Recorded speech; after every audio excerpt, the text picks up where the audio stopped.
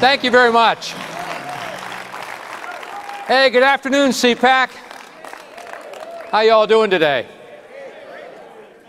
I'll tell you what a difference a year makes. Are you ready to get your country back on the right track? Yeah, let me hear you. Are you ready to fight for what you believe in? You know, I've been watching on TV yesterday, and I'm glad you're pumped up because we have a real fight on our hands. The truth is, the far left, they've turned protesting into what seems like a full-time profession. I mean, seriously, I mean, you'd think that for $1,500 a week, they'd at least know what they're protesting. But, and you've seen it, I mean, half of them, they can't even tell you.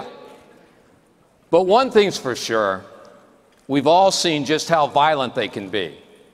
Just look at Inauguration Day. They disguise themselves with black bloc ski masks. They spit in the faces of Gold Star families. They tomahawk beer bottles and rocks at police, putting multiple police in the hospital. They smashed businesses, plate glass windows, while customers cowered inside. Ladies and gentlemen, have we ever seen such anger in this country? In California, a high school girl was asked, "Do you hate Mexicans?" And when she replied no, they said, "You support Trump, you hate Mexicans." And then they beat her up. In San Francisco, they attacked a group of Trump supporters. They pelted a woman with eggs. They stole their Trump hats, and then they burned them in the street. The left's message is absolutely clear. They want revenge. You've got to be punished. They say you're what's wrong with America, and now you've got to be purged. But maybe it's time these protesters took some advice from Barack Obama. The election has consequences, and we won. That's right. Folks, our long nightmare, it may not be over. The fact is, it may just be beginning. Because right now, we face a gathering of forces that are willing to use violence against us. Think about it. The leftist movement in this country right now is enraged. Among them and behind them are some of the most radical political elements there are. Anarchists, Marxists, communists, and the whole rest of the left-wing socialist brigade. Many of these people literally hate everything America stands for: democracy, free market capitalism, representative government, individual freedom. They want to tear down our system and replace it with their collectivist, top-down, global government knows best utopia. And they've got money, billions, from George Soros to a vast network of leftist organizations. And they all have different agendas, complaints, motives for what they do, but they all share one thing in common. They're angry, they're militant, and they're willing to engage in criminal violence to get what they want. But here's what's different from the leftist violence that we've seen in the past. For the first time, we also face an enemy utterly dedicated to destroy not just our country, but also Western civilization. We also face a national media machine that's not only biased almost entirely one way, it also dumps gasoline on simple political disagreement to turn it into cultural IEDs. They dehumanize, they demonize us all by calling us every evil name in the book. And when the anger explodes, what do? They step back, catch it on video, replay it nonstop for ratings and outrage, and more chaos tomorrow when you turn in your TV. Meanwhile, crime, it's rising again in many U.S. cities. According to the FBI, drug gangs are expanding their networks all across the country. The FBI also says gang members are infiltrating law enforcement and even the military. In jails, they're working with extremist groups that go all the way from white separatists to white supremacists to black separatists to Muslim prison gangs. On the outside, gangs are committing more and more cross-border crimes. According to the FBI, Mexican drug cartels are working with 100,000 street gang members in Chicago alone. Think about that. I think we all agree we live in a more angry, more dangerous world than we've seen in a long time. A lot of people, for a lot of reasons, want to blow it all up and tear the whole thing down. It's in the Saul Alinsky strategy of slowing grievance and indignation to raise holy hell. It's in the leftist radical plan to tax capitalism to collapse. And it's in the Rahm Emanuel doctrine of never let a crisis go to waste. And it's in the ISIS dream of a worldwide caliphate. So what happens when it all collects and collides like a hurricane? What happens when the national media wind machine blows it up into a firestorm? And what happens if, God forbid, our enemies use that to their advantage? Is it anything but a matter of time before the terror and bloodshed we've seen in Brussels or Paris come home to America? Do we need to look any further than Boston, San Bernardino, or Orlando to know that that time has already come? With social media, it's easy enough to find out where to go and when. So what happens when terrorists tag along with a flash mob protest at your local airport and gas the place like they did in Tokyo? What happens when some freeway Facebook protest on your interstate highway brings it all to a screeching halt? If you end up late for work, I mean, that's one thing. But what if you've had a heart attack and you're in an ambulance and you're only a mile away from the hospital? Ladies and gentlemen, another definition of terrorism is violence in the name of politics. And criminal violence has no place in political debate. And those who incite it or engage in it need to be prosecuted and punished, period.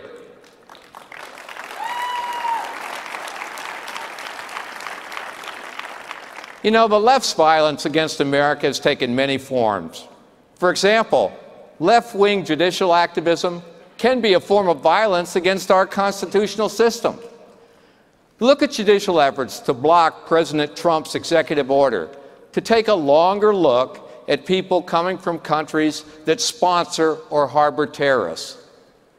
Yet the protesters show up, the media amplify their anger, and the elites, they go into a total meltdown. It's not that the Constitution's unclear on the issue. The president handles the foreign affairs of the country. It's an executive function. And the U.S. laws on the issue, they absolutely couldn't be clearer. The president has absolute authority to suspend the entry of all aliens or any class of aliens that he may deem to be appropriate to protect the interests of the United States of America. Folks, yeah. When unelected, unaccountable judges can take that clear, unambiguous language and then twist it and pervert it to make it mean whatever they want, they might as well throw a Molotov cocktail at the U.S. Constitution.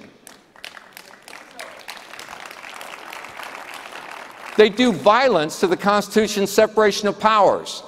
They do violence to the U.S. Code and the Supreme Court precedent. And they do violence to the checks and balances that keep government under control. Because by making the law mean anything they want, They make the law mean nothing.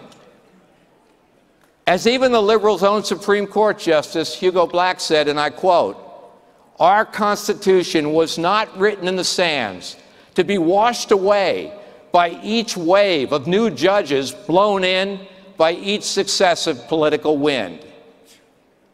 Ladies and gentlemen, the leftist media is responsible for blowing the winds of violence as well. And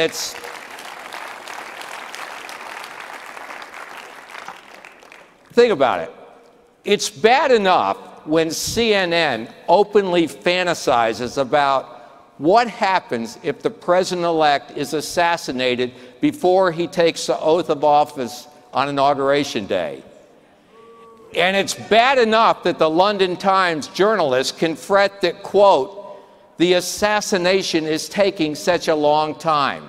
It's shameful and it's wrong, and so are the media's deliberate lies aimed at destroying our freedom." At the NRA, that's something we've been dealing with for decades. Back in 2003, when the 10-year Clinton gun ban was set to expire, CNN deliberately tried to mislead the public. And I happened to be sitting there in their studio live, so I called them out. Watch this.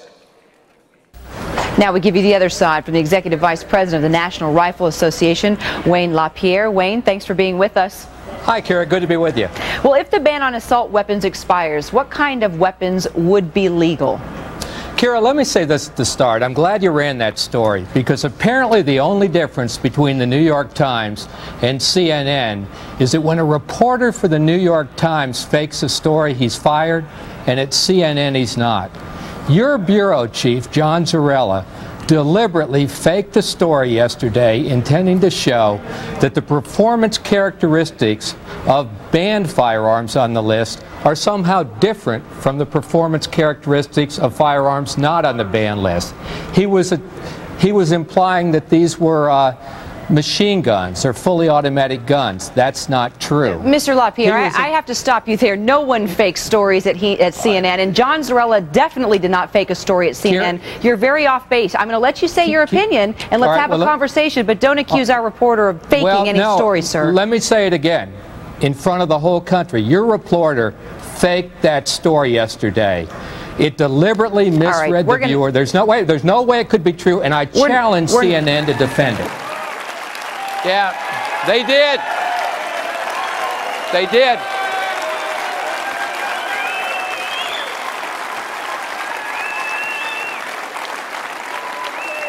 Yeah. They sure did. And here's the deal. The following Monday, CNN couldn't even make an honest retraction. They ended up calling it additional information, and yet they went on to prove exactly what I said was true. That their story was absolutely phony and it was deceitful. But here's the really sad thing. If I hadn't been sitting there live in that studio and caught them like a bank robber running out of the bank with a bag of money with the die exploding all over him, they never would have run the correction. Folks, our country is under siege from a media carpet bombing campaign. And America knows it. You can hear it in their tone, their sneers. You can literally see the disdain on their faces.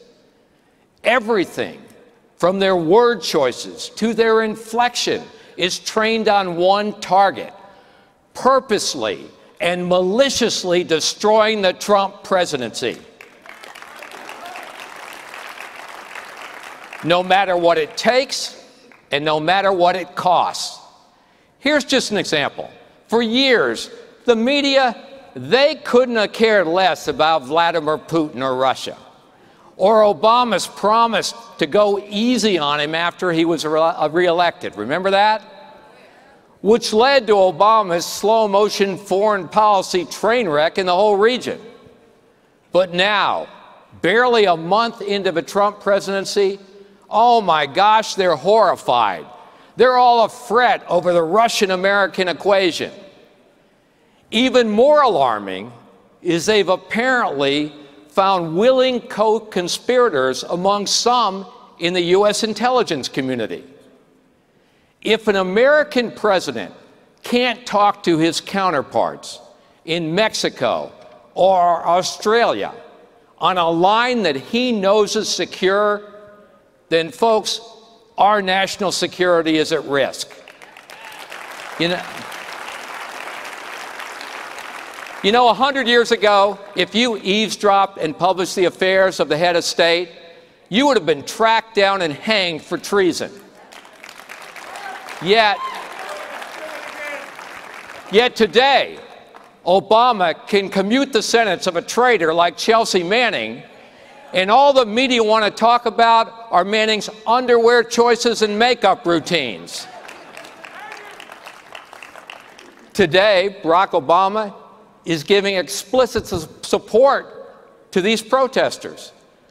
In his first public statement since the election, Obama said he was heartened that the anti-Trump protests, that they're exactly what we'd expect to see when American values are at stake. I mean, American values, really? You mean like freedom of speech? Or just speech that you agree with? Like the safety pin sensors on college campuses today?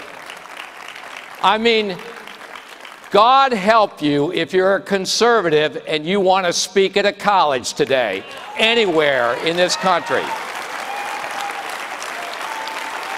Yeah.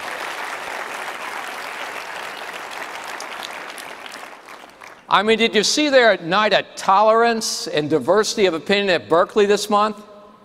I mean, Berkeley, the supposed birthplace of the free speech movement of the 60s, is now where speech is silenced, and its defenders are beaten by mobs, and the police are told to stand down. They called people fascist. Yet they use the same brutal tactics that the fascists used in Europe in the 20s and the 30s. But I'll say this, if they think they're going to crowbar and hammer and burn the foundations of Western civilization, they better bring a big stick and pack a lunch, because they're going to have one hell of a fight on their hands.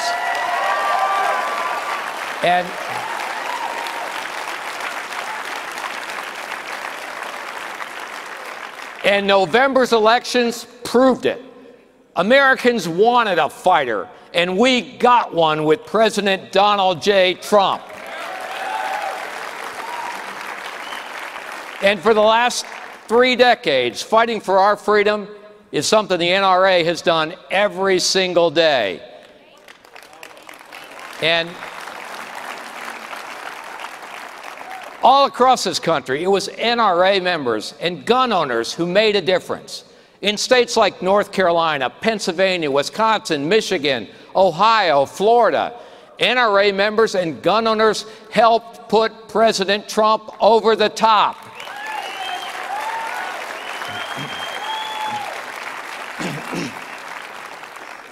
Folks, the media said we were arranging deck chairs on the Titanic by backing Trump.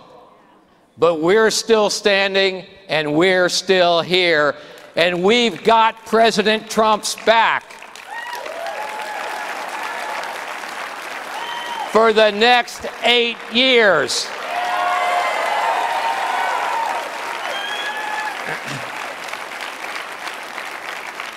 We got 5 million active NRA members, 25 million more who consider themselves NRA members, and we have gun owners and Second Amendment supporters all over this country. So if you're a member of the leftist media, or a soldier for the violent left, a violent criminal, a drug cartel gang member, or a would-be terrorist, hear this. You're not going to win, and you will not defeat us.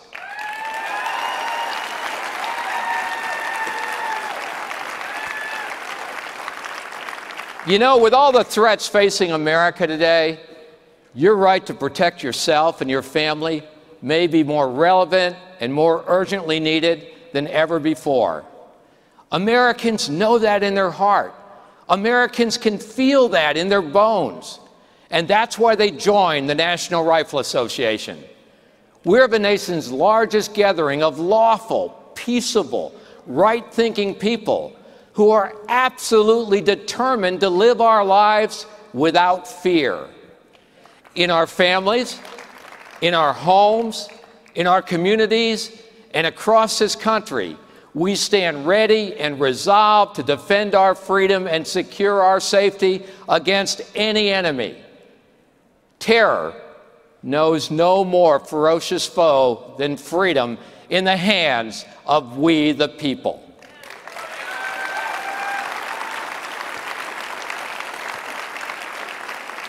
And to defend it, we'll go toe-to-toe with them in any arena they threaten.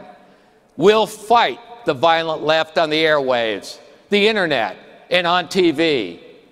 We'll fight the violent left in Congress and in the Washington bureaucracy. And we'll fight the violent left in state houses and courthouses from coast to coast all over this country.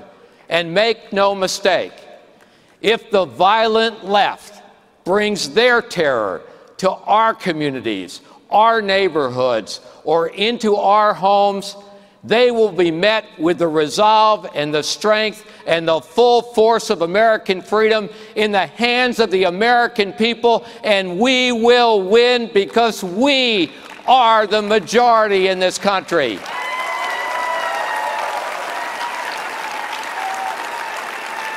So what do you say? Are you ready to take on the leftists and protect the foundations of American democracy? Stand up and show them you're ready to fight and ready to win. Show them that we will not submit. We will not be intimidated. We will never surrender. Stand up, speak out, be bold, fight back, and stand with the NRA to defend the greatest expression of human freedom ever witnessed on the planet, the United States of America. Thank you very much, and fight for your freedoms every day. Thank you.